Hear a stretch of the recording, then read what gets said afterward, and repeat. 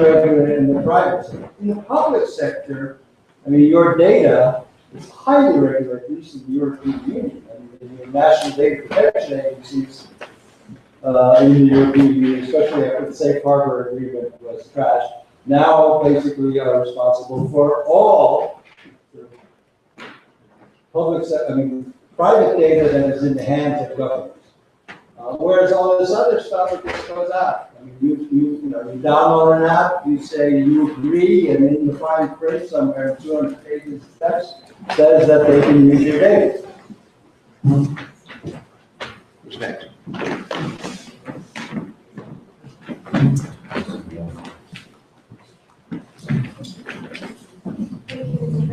I'm Ana, I'm from Mexico, and I used to work as an intern for the Digital National Strategy under President Enrique Peña Nieto. Regarding your comment about Mexico following Estonia steps on digitalizing the government, I wonder, is Estonia working with Mexico to achieve this? And do you think this is a good opportunity for nation states to collaborate, as Professor Graba stated in principle number 9, build partnerships between developed and developing countries in this sector? Well, all I know is what the Chief Information Officer of Mexico told me about 3 months ago when I was in Uruguay, and she said, and I didn't know about that. And she said, there was a meeting of Latin American national chief information officers, and the Panamanian said, "Oh, we're taking your system over," and the Mexican woman said, "We're taking your system and modifying it." That's all I know. In terms of developing countries, last January, the World Bank published a big fat book called Digital Dividends. It's the World Development Report for 2016. It's the most downloaded report ever by the World Bank, 400 pages, free, because you just download it, you go to worldbank.org. And Kaushik Basu, the chief economist of the World Bank, and I were oversaw the production. Kind of not much work on our part. We just had ideas, and then you had this enormous staff of World Bank researchers who did really good work looking at all of the ways in which digitization can be effectively used to promote development. Well, frankly, it's a cheaper way to achieve greater effects than putting out a lot of money that might be stolen for brick and mortar infrastructure projects where they often get a lot of problems. Whereas, since the reforms I've been outlining are more legal rather than fiscal, rather than infrastructural, then it's a good way to go.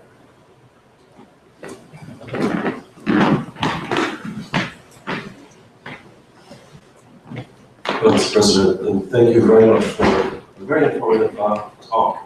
Andres Zagorsky, I'm Managing Director of Cyber Frontiers, and Investment Chief in cyberspace. Question is more about the privacy angle of cybersecurity. Specifically, you've noted governments should be able to regulate in some way, shape, or form what data it collects and how it manages it. At the same time, fake news is spreading. At the same time, information is being given freely by citizens, etc. Another example that comes very clear to obviously everyone in the US and other electorates is how data is mismanaged potentially towards electoral outcomes, so to speak. When you look at privacy 40, 50 years down the line, all that's quite far out, how do you think we should be managing it? Should it be a clearinghouse of sorts? Should it be a public-private partnership of a particular kind of sorts? How do you manage this appropriately, knowing fully well that we are developing sort of a world in cyberspace with its data freely roaming, etc., etc. How do you start managing it in a way that allows for sort of secularization, if you will, of an individual, of an institution, of a country in a specific area? You know what secularization means, but I use the word secularization for the financial sector, if you will. Secularization into specific blocks. well,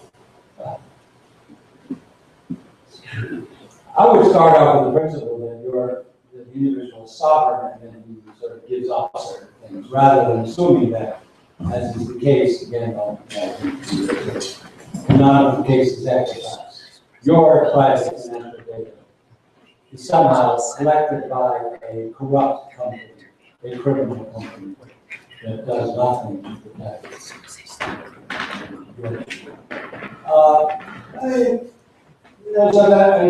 You should, I said it before, you should decide, you should be the sovereign, what goes out. And then, it's a tit for tat, or it's an agreement. You want to get a loan, you agree that a certain company can actually have access to your financial records. It's not that it's done automatically. I think people should resent that. And I think you should know what it is that you are giving up when you download an exercise app.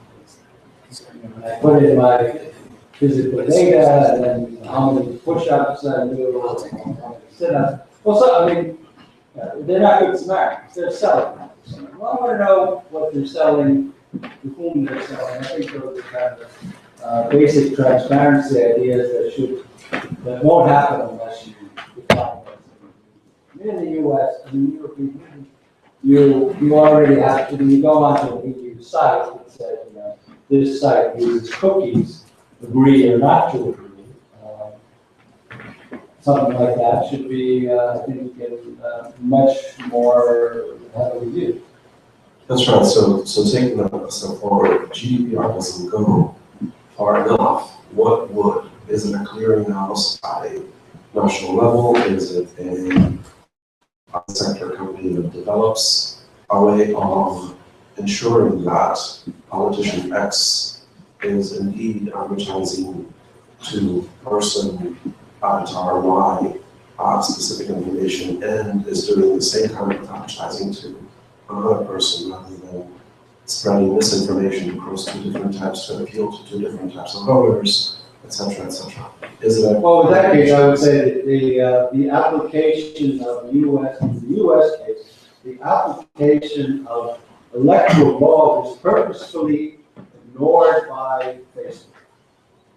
They were told in 2013 the same laws about transparency about who paid for what ads applies to you as well. They ignored it. In June of this year, Facebook said, we're not going to publish the dark ads. And then they changed their mind because basically they saw that this was not going too well in terms of PR. I don't think you need this elaborate mechanisms. Those laws should simply, those are laws that should apply just as much in the digital world as they apply in mass communication. This is mass communication on TV, radio, I'm so-and-so and I approve of this ad. Well, you don't have that on social media. What do you say it applies to you? I think what's going to happen, and it will probably be very heavy-handed and stupid, but I think the various social media platforms will be regulated in some form or another. People are like regulating them as utilities. If you get this from the left, and you get Steve also arguing for it, it looks like it's a pretty good chance we'll get it. Then the response is, well, if this is not like the railroads or the electrical companies of the late 19th century, well, the railroads, the regulation of railroads and electrical companies in the late 19th century had no precedent. So you could just create a new body of law. That will happen. And I think that the abuses we have seen have been so substantial. The other way of doing things, I think, can be awful too, more awful. I mean, in July, the Bundestag passed the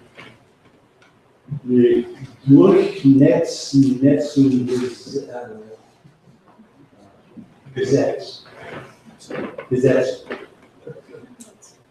Anyway, the German net law.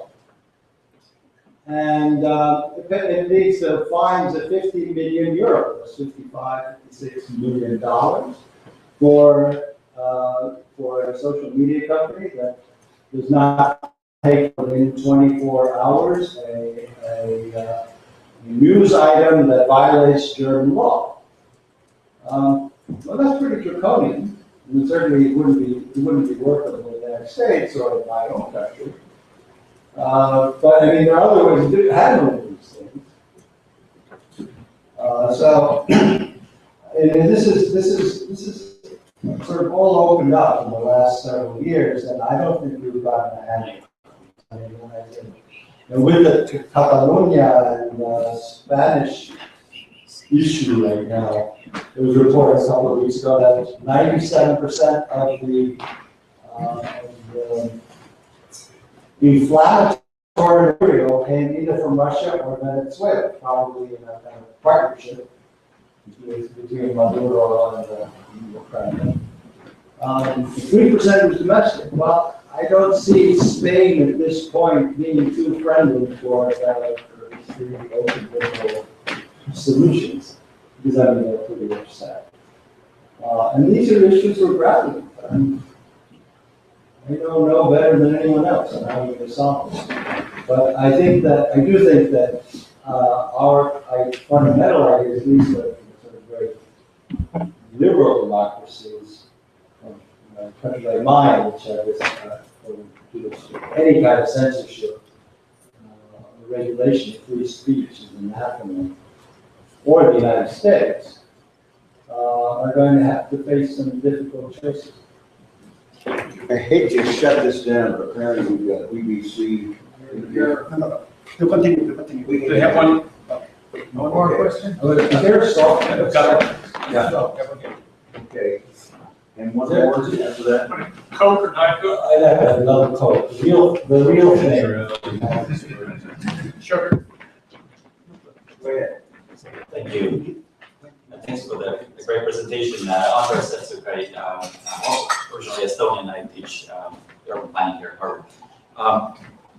I wonder, and having kind of used the system in Estonia, I use it all the time, but also having lived in other democracies, some more than others, United States and Singapore, one being more of a nominal democracy, one being a very historic democracy. I get the sense from your presentation that a system as we have in Estonia would work well in liberal democracies, countries that respect the rule of law and have strong democracies and respect freedom of speech, and where systems function generally well. But I think both of these examples of Singapore and US recently, to me at least, have illustrated one of the sort of fundamental political problems, which is not legislative, which is not sort of the slow speed of policymaking, but it's really a sort of a population fear of how much a government should know about you. So for instance, in Singapore, which is also building a system with Estonia, a lot of the population is concerned that a ruling party that has been in power since 1964, knowing too much about them would impose serious sort of hazards to democracy. So because big investments by the government are historically related to voting habits in the country. So people who vote opposition tend to not get such perks in their neighborhoods and in the sort of infrastructure investments in those parts of town or voting districts. And in the current situation of the US, I don't think it's an I don't think it's false to say that a large portion of the country right now would be very concerned if the Trump administration knew a lot or had a lot of digital access to their information. And of course, the system kind of in Estonia reveals who has looked at your information, and there's some checks and balances for that. But nevertheless, I think there's many ways around it. Just having somebody who's supposed to be looking at your information, feed information to others, etc. So like the general fear of scaling that to other liberal democracies maybe that are slightly different in essence than Estonia. Well, I don't know, I mean, as opposed to what? As opposed to doing the same things in a paper world where there is no check, right? I mean, administration proceeds either digitally or in the paper world. So, I mean, I don't see how a government can be more, I mean, it can abuse something in the digital world that it cannot use just as easily or even more easily without a record of it in the paper world. Scale. Yeah.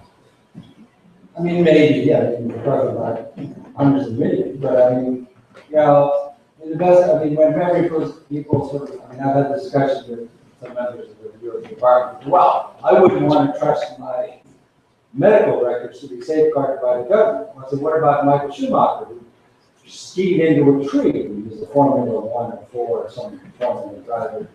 Within 3 hours, all of his medical data, his x-rays, everything was public because it's a lot easier to go into a file cabinet, pull something out, make a copy, put it back in, and there's no record who did it. You couldn't do that in the 70s. You have your log files of who went there, and there are only a limited number of people who are authorized at all to make adaptations.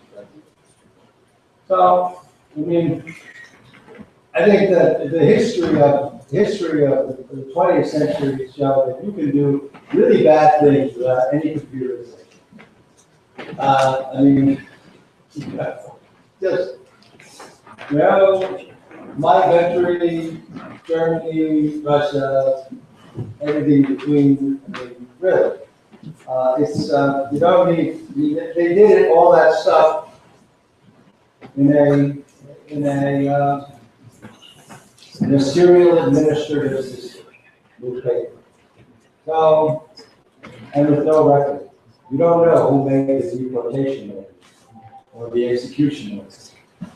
Whereas, the other thing about the system, Michael, we know from day one, we have all is that it would collapse the minute there was illegal governmental activity. Because then there's no trust. I mean, then people would not trust the system.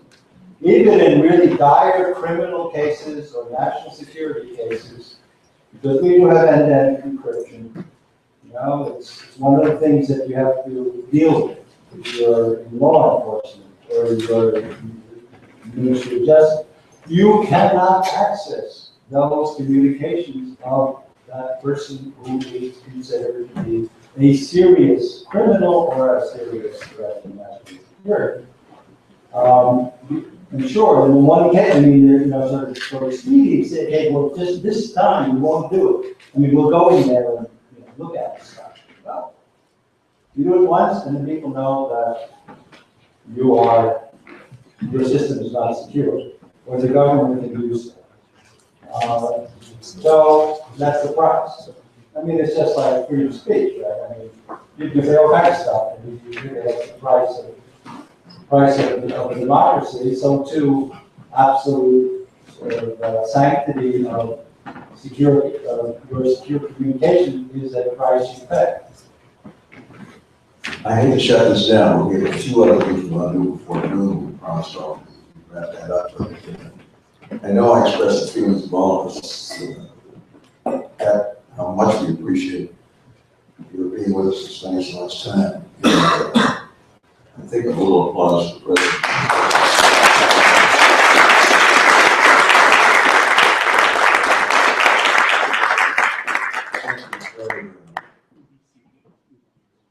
BBC watching.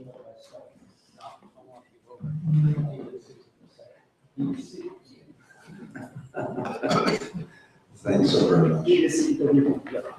Now, who's next, Tom? You're next. Yes.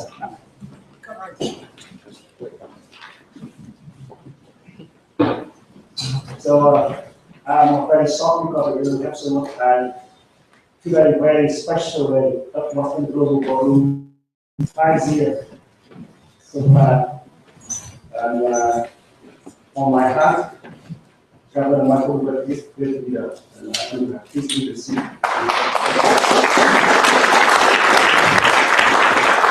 And we honor and very much appreciate to one of my very great thought leaders, Professor Joseph Nye. He one of very soon join lead thought leaders of Boston Global Forum.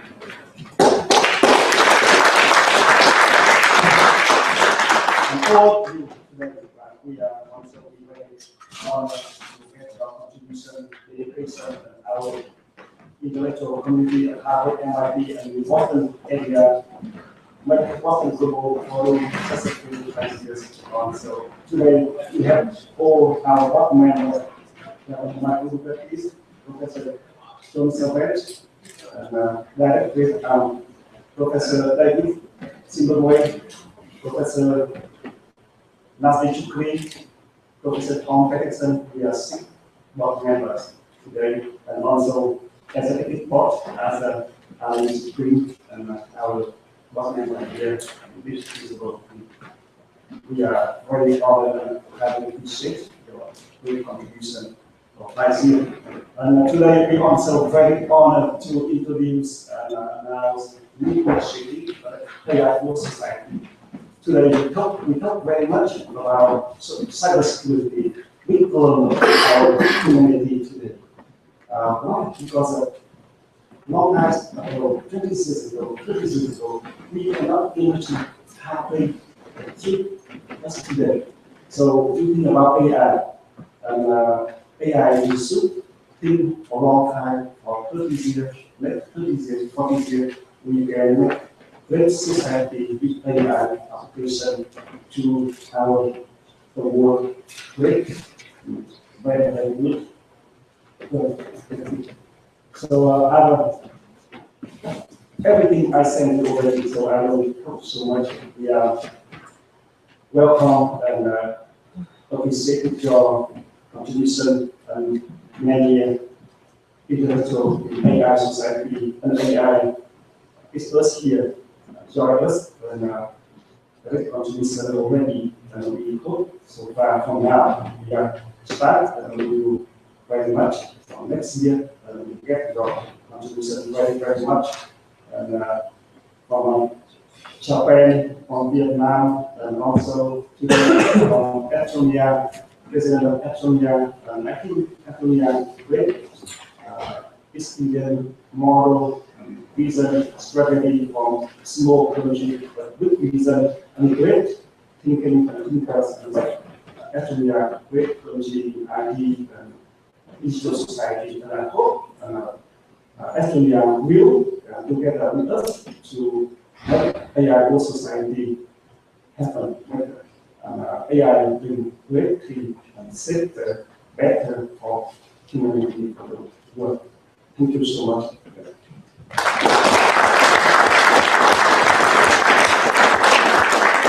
This is going to be an interesting new chapter in the work of us in Global Forum. Some of you may know that I went to a small Quaker institution called Swarthmore College many years ago. That was started during the McCarthy era. Lots of stories I won't tell you here about things that happened when young folks were getting involved in politics. John McCarthy was running that. When I went down to Swarthmore as a tentative pre-med, and I'd done very well in chemistry and biology for my high school, and so I figured I'd start my pre-medical career with physics. And I just couldn't get it. I had never had this experience. The harder I worked, the less I understood. So I finished out with a charitable D. I was having a wonderful time in political science, economics, and history.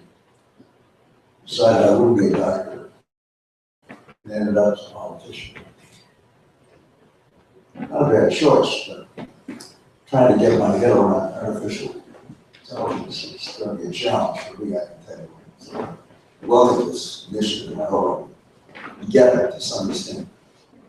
We have just a few other things we want to do before we wrap up.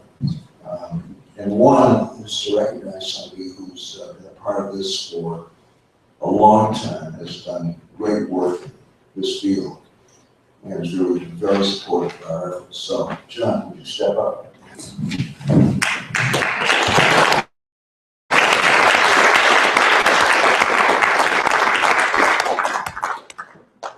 Let me just say a word or two about John Savage. He's not only been a valued and very helpful member of the Boston Global Forum, but he's made enormous contributions to the field of computer science and cybersecurity. He did his PhD at MIT, worked briefly for Bell Laboratories before joining Brown University in 1967.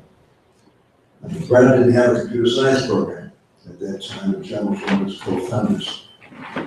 And this year is the 50th anniversary of Brown's computer science program. Since the 2009-2010 academic year, which he spent as a Jefferson Science Fellow at the United States Department of State, his work is focused on cybersecurity as both a policy and technology issue. He's now the Anne Bryan Professor of Computer Science at Brown. I don't think either of my two kids who went to Brown had you. They kind of inherited their father's water other than, but they're both doing great work. And so it's a real honor and privilege for the Boston Global Forum and the Institute for Leadership and Innovation to recognize John as our distinguished global educator for computer science and security this year. John, thank you so much.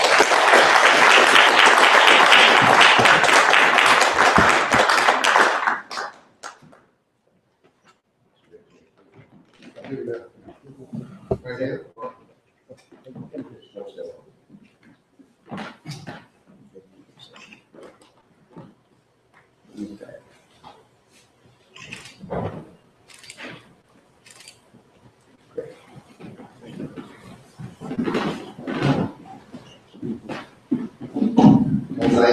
As my customers, I am public speaking.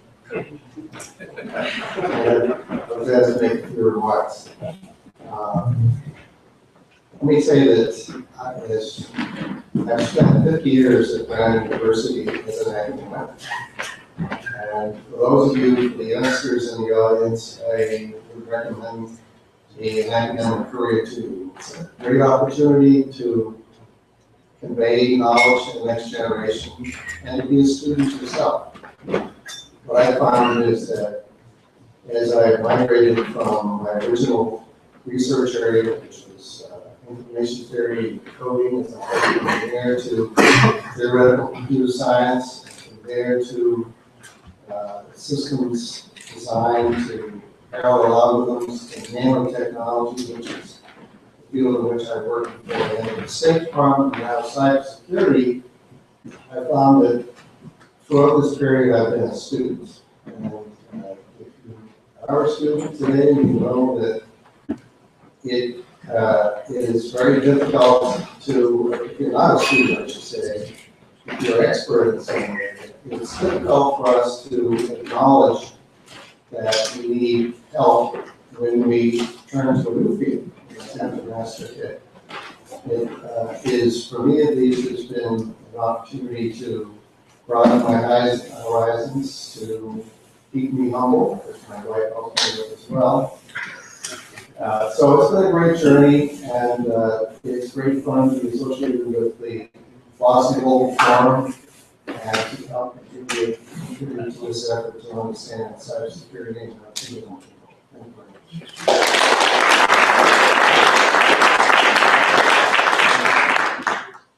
One, I definitely have one more presentation. No, please send it. So you can need to be explained.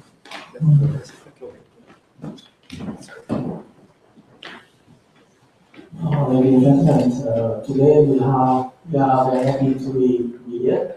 On behalf of Mr.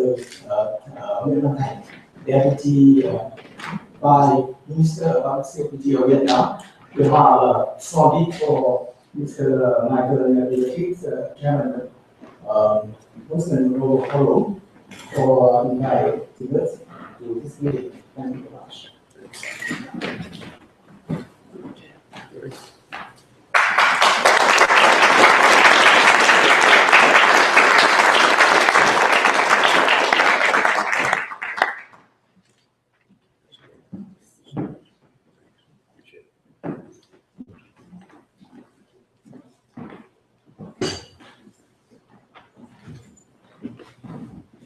I think that wraps things up for the morning. Thank you all very much again for, what I thought was just a fabulous morning.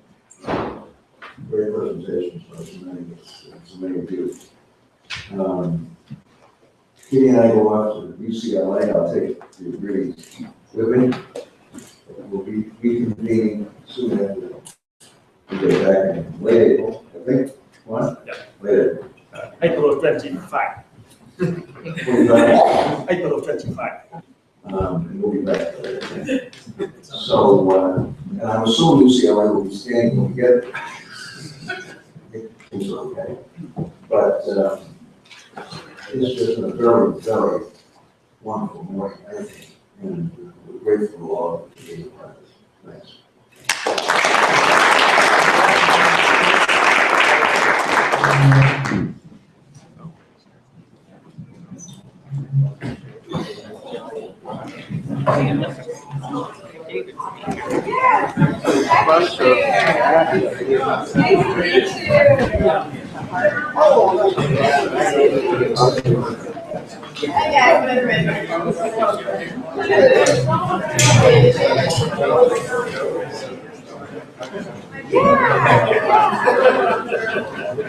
Yeah.